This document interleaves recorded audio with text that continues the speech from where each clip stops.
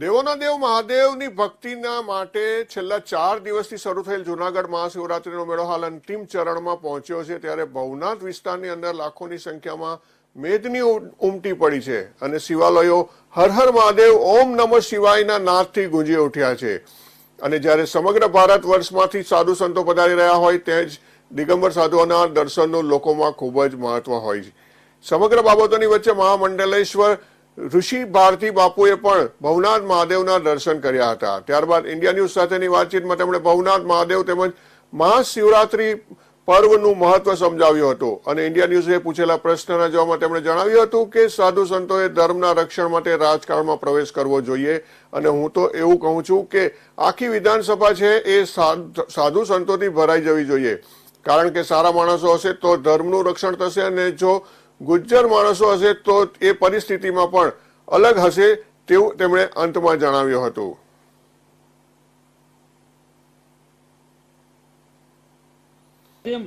સંતોએ પણ રાજકારણમાં આવવું જોઈએ, શું કહેશો? કઈ રીતનું હોય છે? કારણ કે સનાતન ધર્મના રક્ષણની જ્યારે વાત આવે છે ત્યારે એક આપ મહામંડલેશ્વર તરીકે શું કહેશો? આપને હું પ્રશ્ન પૂછું ઇન્ડિયા ન્યૂઝના માધ્યમથી કે વર્ષો પહેલા યુપીની સ્થિતિ શું હતી અને યોગી આદિત્યનાથ આવ્યા તો કેટલું પરિવર્તન આવ્યું છે અને બધાએ અત્યારે તો એમને નેક્સ્ટ પીએમ તરીકે બધાએ જુએ છે। તો એક સજ્જન છે ને દુર્જન છે। જો સજ્જન રાજ સત્તામાં જાય તો એનું આમૂલ પરિવર્તન આવતું હોય છે અને દુર્જન રાજ સત્તામાં જાય તો સત્તા સારી હોય તો પણ એને અધર્મમય કરી નાખે છે। એટલે હું તો ઈચ્છું કે વિધાનસભા આખું સાધુથી ભરાઈ જ જવું જોઈએ। તો મિત્રો, આ હતા ઋષિ ભારતીજી મહારાજ કે જેમણે સનાતન ધર્મના રક્ષણની પણ વાત કરી અને મૃગીકુંડ મહાશિવરાત્રિના મેળાનું મહત્વ સમજાવ્યું। આવા જ સમાચારો સાથે ફરી મળીશું। ભાવિક જોશી, ઇન્ડિયા ન્યૂઝ, જુનાગઢ।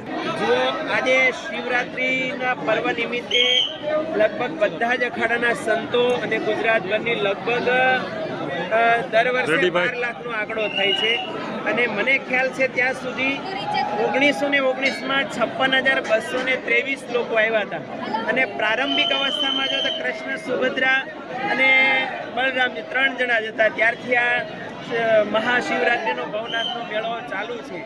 તો સનાતન ધર્મ માટે હું તો કહું આ અતિ મોટો પર્વ છે અને શાસ્ત્રમાં જેમ કીધું છે ભવાની શંકરો વંદે શ્રદ્ધા વિશ્વાસ રૂપિણો યાભ્યામ વિના પશ્યંતિ શ્રદ્ધા સ્વાંતસ્થ વિશ્વરમ। તો આ મેળાને આખા વિશ્વમાં અત્યારે લોકો નિહાળી રહ્યા છે ત્યારે ભગવાન ભોળાનાથ સર્વે ભવંતુ સુખીનઃ એવી શુભકામના સાથે અને જે સરકારશ્રીની ગાઈડલાઈન છે એ પ્રમાણે પ્લાસ્ટિક મુક્ત કરીએ અને વેજ ઝોન પણ આ સિદ્ધ થાય એવી પણ આપણે આશા રાખીએ।